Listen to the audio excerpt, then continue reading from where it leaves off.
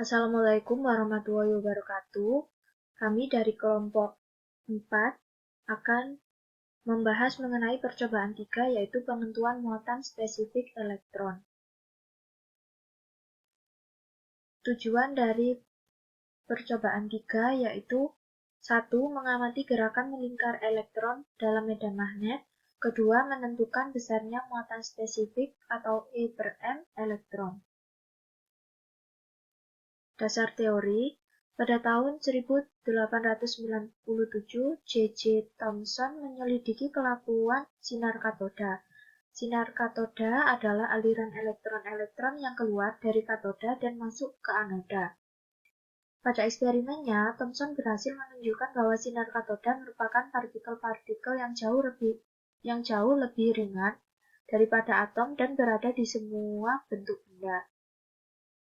Hal ini ditunjukkan dengan menentukan perbandingan muatan per massa elektron. Partikel yang menjadi bagian dari sebuah atom tersebut dinamakan elektron. Beberapa prinsip dasar yang berkaitan dengan eksperimen ini dijelaskan secara singkat sebagai berikut. Yang pertama ada prinsip dasar dan penurunan rumus. Yang A, pengecepatan elektron dalam elektron gun. Elektron gun merupakan pemicu elektron yang kemudian dipercepat oleh medan listrik. Prinsip kerjanya ditunjukkan dalam gambar 1. Ini gambar 1. Katoda dipanasi menggunakan pemanas heater dan melepaskan elektron termal. Jika antara katoda dan anoda diberi beda potensial, maka elektron-elektron dipercepat dalam medan listrik antara anoda dan katoda. Lalu jika kecepatan elektron saat lepas dari katoda diabaikan dan tegangan yang digunakan pada anoda adalah V, maka kecepatan elektron V saat melewati anoda memenuhi hukum kekekalan energi sedemikian sehingga energi kinetik elektron sama dengan pada potensial yang dialami elektron, yaitu seperti persamaan 1. Yang B, gerakan elektron dalam medan listrik. Elektron yang dipancarkan tegak lurus terhadap medan magnet homogen akan mengalami gerak melingkar pada laju yang sama dalam bidang yang tegak lurus medan magnet.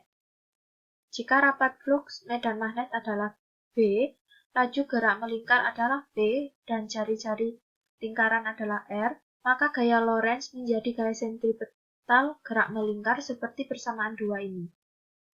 Dari persamaan 1 dan 2, maka muatan spesifik elektron dapat dinyatakan sebagai E per N sama dengan 2V per R kuadrat B kuadrat.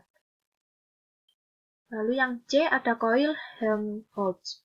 Dua buah koil lingkaran dengan jari-jari sama dikemas secara paralel koaksial satu sama lain dan dengan kuat arus sama. Dilewatkan pada keduanya pada arah yang sama. Selanjutnya, pindahan magnet homogen dapat diperoleh pada arah aksial di antara kedua koil tersebut. Prinsip inilah yang digunakan dalam koil Helmholtz. Jika kuat medan magnet yang digunakan adalah H, jari-jari lingkaran adalah R, kuat arus adalah I, maka hukum Biot-Savart memberikan persamaan seperti persamaan 4. Jika lilitan adalah N, kekuatan medan magnet menjadi N kali. Jika permeabilitas magnet dalam vakum adalah 4pi per 10 pangkat 7, maka rapat fluks antara kedua koil akan menjadi seperti persamaan ini. Dalam praktikum ini, N sama dengan 130 lilitan, R sama dengan 0,150 meter, sehingga rapat fluks medan magnet menjadi persamaan 5 seperti ini. Berdasarkan kedua persamaan di atas, 3 dan 5, maka hubungan antara tegangan per kuadrat arus dan jari-jari lingkaran R dinyatakan sebagai persamaan 6 seperti ini. Lalu ada alat dan bahan. Alat yang digunakan yang pertama yaitu sumber arus untuk koil Helmholtz dengan tegangan 0 sampai dengan 15 volt dan arus 0 sampai dengan 2,5 ampere. Lalu tipe RPS 1000N, RPS 2000N, dan DRP 55. Kedua, sumber daya untuk tabung lucutan elektron yang A tegangan 0 sampai dengan 500 volt Lalu ada arus 0 sampai dengan 30 mA. Yang ketiga ada ampere meter DC maksimal 2 ampere. Yang keempat ada mikroskop Vernier dan katetometer MM200N. Yang kelima ada magnet jarum untuk koil Helmholtz. Yang keenam ada baterai 6 sampai dengan 12 volt dan resistor variabel 10. Yang ketujuh ada koil Helmholtz, di mana jumlah lilitan N yaitu 130. Yang kedelapan ada tabung lujutan yang terdiri dari pemanas, tegangan V sama dengan 6,3 volt dan arus I sama dengan 0,4 ampere. Yang kesembilan ada tegangan anoda maksimal 500 volt, di mana arus anoda 10 mA. Ini merupakan gambar dari kumparan Helmholtz. Yang kedua ini ada sumber arus dan tegangan. Ini merupakan desain set alat lengkap dari praktikum EM. Lalu ada prosedur percobaan. Yang pertama yaitu persiapan. Yang A, sebelum melakukan eksperimen memeriksa semua kelengkapan peralatan seperti yang disebutkan di atas. Yang B, memeriksa bahwa semua unit dalam keadaan off dan skala sumber terkecil dan skala alat ukur terbesar. Yang C, menyusun set rangkaian eksperimen seperti pada gambar di samping ini. Yang D, menggelapkan ruang eksperimen, yaitu dengan mematikan lampu ruangan. Untuk prosedur selanjutnya akan dijelaskan oleh teman saya. Kemudian untuk percobaannya, yang pertama adalah menghidupkan sumber daya untuk koil Helmholtz sampai kira-kira 2 ampere. Bersamaan dengan ini, menghidupkan pula sumber daya untuk tegangan anoda tabung lujutan secara perlahan sambil mengamati apakah sudah terjadi berkas elektron anoda katoda.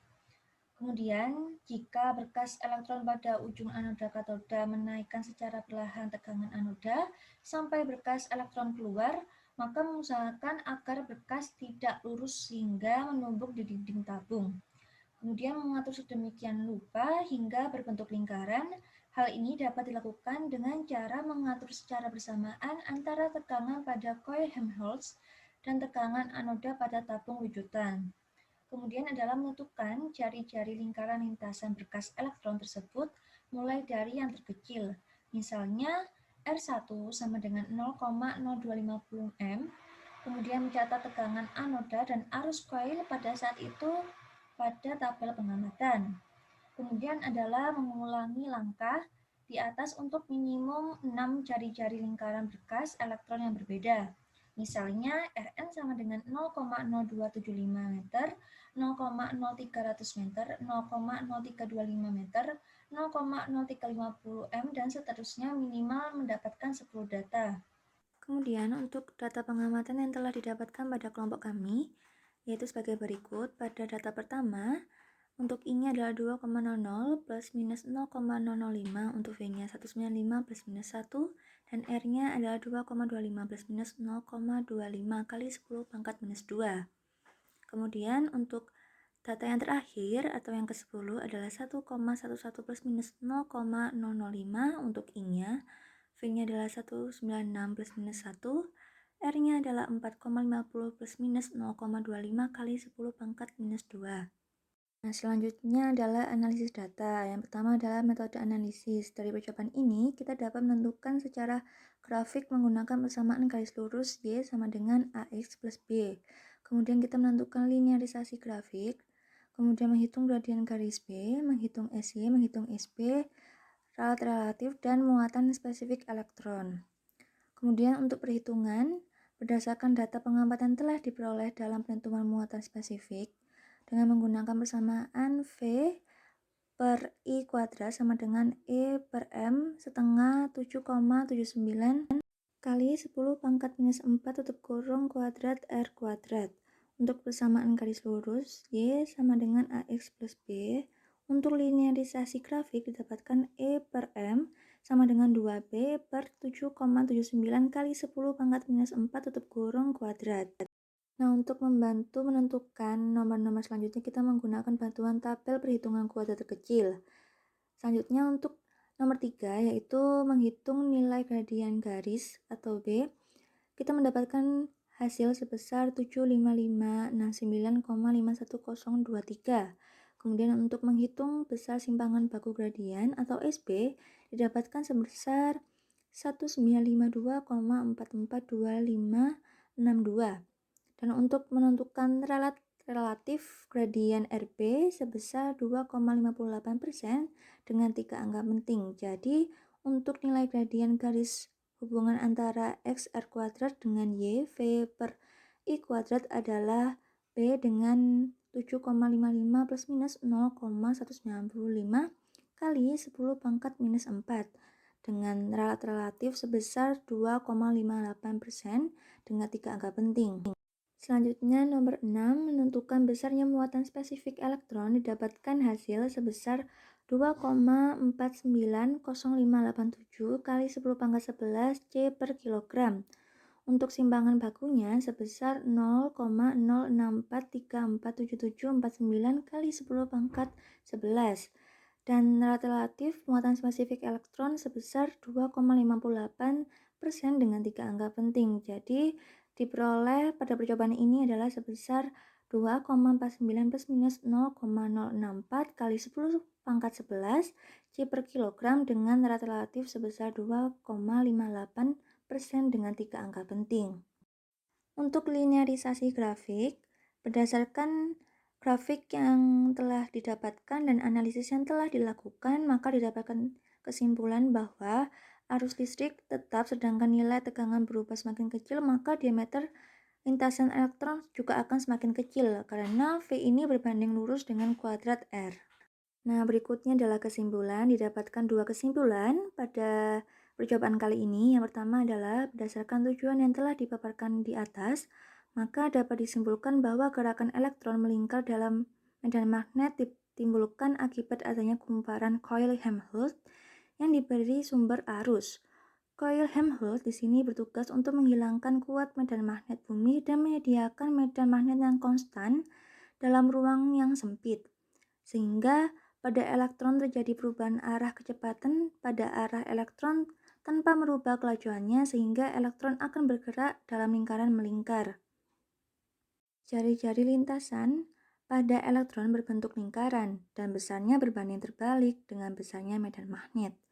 Kemudian untuk kesimpulan yang kedua yaitu berdasarkan analisis data yang telah dilakukan, maka dapat disimpulkan juga bahwa kemiringan garis hubungan antara XR² dengan Y V per I kuadrat adalah B sebesar 7,55 plus minus 0,195 kali 10 pangkat 4 dengan relatif sebesar 2,58% dengan 3 angka penting.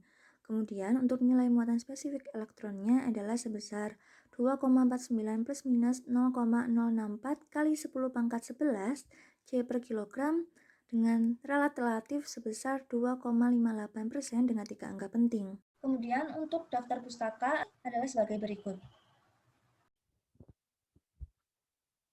Oke, Assalamualaikum warahmatullahi wabarakatuh. Di sini saya Kamaluna Nur Fauzi akan melanjutkan presentasi dari kelompok kami. Pada bagian ini yaitu tentang tugasnya. Tugas pertama yaitu buatlah tabel hasil analisis yang memuat V per I kuadrat dan R kuadrat. Kelompok kami menghasilkan tabel sebagai berikut yang berisi komponen yaitu X kurung buka R kuadrat, Y kurung buka V per I kuadrat, X kuadrat, Y kuadrat, dan XKY. Dengan 10 data, menghasilkan jumlahnya dan jumlah kuadratnya. Untuk soal nomor 2, buatlah grafik antara V per I kuadrat dan R kuadrat dari pasangan data pengamatan. Didapatkan grafik sebagai berikut hubungan antara kuadrat jari-jari dengan perbandingan tegangan dan kuadrat arusnya. Ketiga, buat garis kecocokan terbaik the best fit dengan jawaban yaitu Y sama dengan 7,5566X plus 9,9166. Maka ini adalah garis kecocokan yang terbaik. Soal nomor 4, tentukan nilai E per M dari kemiringan grafik tersebut lengkap dengan ralatnya. Jawaban nomor 4 ini telah dijelaskan oleh anggota kelompok kami pada bagian perhitungan analisis data. Dapat diputar kembali videonya untuk melihat perhitungannya. Soal kelima yaitu dapatkan persamaan 4H sama dengan S per S akar 5 I per R sama dengan 0,7155 I per R. Berdasarkan hukum filsafat, mulailah dengan meninjau dua buah koil Helmholtz searah zat yang terpisah secara S jauh 2A min R. Selanjutnya analisislah pada pusat jari-jari, di mana bagannya sebagai berikut. Dapat dilihat dua buah kawat yang sesumbu masing-masing terdiri dari N buah lilitan dan diberi arus I yang searah. Jika titik P berada di tengah-tengah kumparan, maka karena arusnya searah, induksinya magnetnya di titik P sama dengan 0. Induksi magnet di titik P adalah Bz kurung buka Z sama dengan mu 0 NIR kuadrat per 2 kurung 1 per R kuadrat per Z kuadrat pangkat 3 per 2 ditambah 1 per 2B min Z dikuadratkan plus R kuadrat dalam kurung 3 per pangkat 3 per 2. Turunan pertama BZ terhadap Z adalah sebagai berikut dBZ per dZ sama dengan mu 0 NIR per 2 kurung min 2 per 3 3Z per R kuadrat plus Z kuadrat dalam kurung pangkat 5 per 2 dikurangi 2 per 3 2 dalam kurung Z min 2B per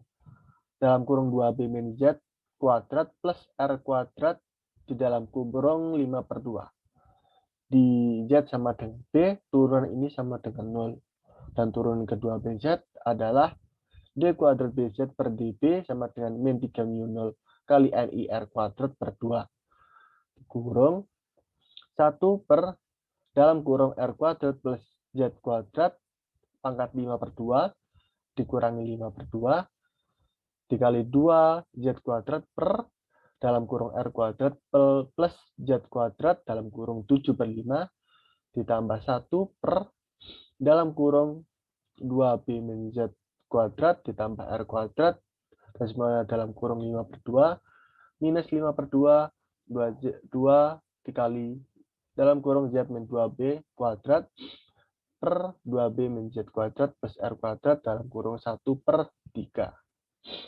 Di B sama dengan Z, maka dapat dihitung dengan komponen sebagai berikut. Turunannya menjadi 0. Jika R kuadrat min B kuadrat sama dengan 0, maka 2B itu sama dengan R. Sehingga jarak antara kedua kumparan harus sama dengan jari-jari kumparan, sehingga induksi magnet di titik P menjadi BZ sama dengan mu 0 kali NI per R dikali S per S 3 per 2 sama dengan mu 0 kali NI per R 4 per 3 pangkat 3 per 2. Dalam eksperimen penentuan muatan spesifik dari elektron, diketahui bahwa hubungan antar medan magnet dan arus listrik adalah B sama dengan 4,5 dikali 10 pangkat min 7 NI per R sama dengan 7,8 kali 10 pangkat min 4 I. Maka hasilnya adalah terbukti. Berikutnya yaitu soal nomor 6. Lukiskan gaya-gaya yang bekerja pada elektron pada posisi berbeda. Jelaskan berdasarkan hasil pengamatan dan bagaimana harusnya lintasan elektron tersebut. Elektron dapat berpindah dari satu lintasan ke lintasan lainnya dengan menyerap dan memancarkan energi tertentu. Berikut lukisan-lukisan yang bekerja pada elektron pada posisi berbeda. Ini gambar P dan ini gambar H. Bila sebuah partikel bermuatan listrik bergerak tegak lurus dengan medan magnet homogen yang mempengaruhi selama geraknya, maka muatan akan bergerak dengan lintasan berupa lingkaran. Sebuah muatan positif bergerak dalam medan magnet B dengan arah menembus bidang secara terus-menerus. Pada gambar P akan membentuk lintasan lingkaran dengan gaya Lorentz yang timbul menuju ke pusat lingkaran. Demikian juga dengan muatan negatif pada gambar H. Gaya Lorentz yang membentuk lingkaran ini dan mengarah ke pusat disebut gaya sentripetal. Setiap benda yang bergerak membentuk lintasan lingkaran harus tetap diberikan gaya agar benda tersebut tetap berputar. Untuk soal nomor 7, bagaimana agar gerak elektron membentuk lintasan spiral? Agar elektron membentuk lintasan spiral, maka harus diberikan medan magnet. Kedua, dengan arah tegak lurus. Medan magnet pertama, dengan tujuan gaya Lorentz-nya yang mendorong elektron untuk berpindah dari posisi melingkar satu ke melingkar berikutnya. Sehingga kalau diamati, pergerakannya elektron tersebut bergerak secara spiral. Sebenarnya pada percepatan spiral elektron masih dimungkinkan melakukan eksperimen EM elektron. Tapi yang menjadi kendala adalah tingkat ketelitiannya.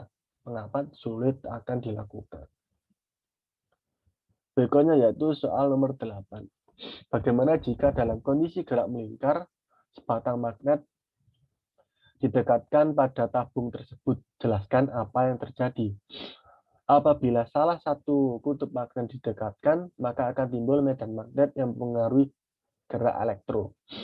Penyimpangan penggerakan elektron bergantung terhadap kutub magnet yang didekatkan. Bila kutub utara yang didekatkan, maka gerakan elektron akan menjauh dari magnet. Bila kutub utara yang didekatkan, maka berkas elektron akan mendekat pada kutub magnet.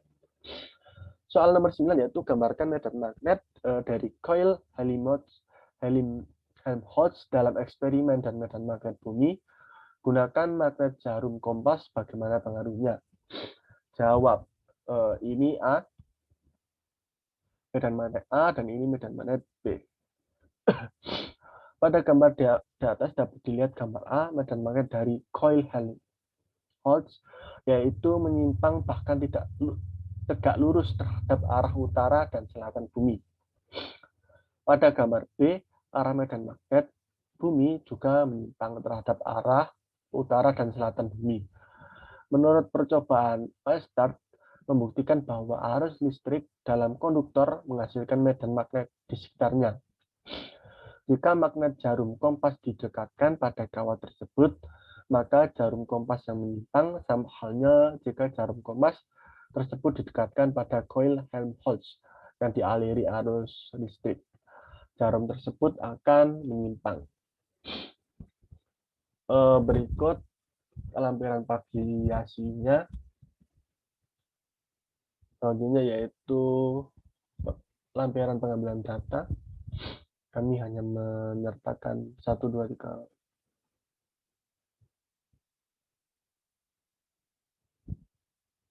10 buah. Demikian dan terima kasih. Mohon maaf jika ada salah kata. Wassalamualaikum warahmatullahi wabarakatuh.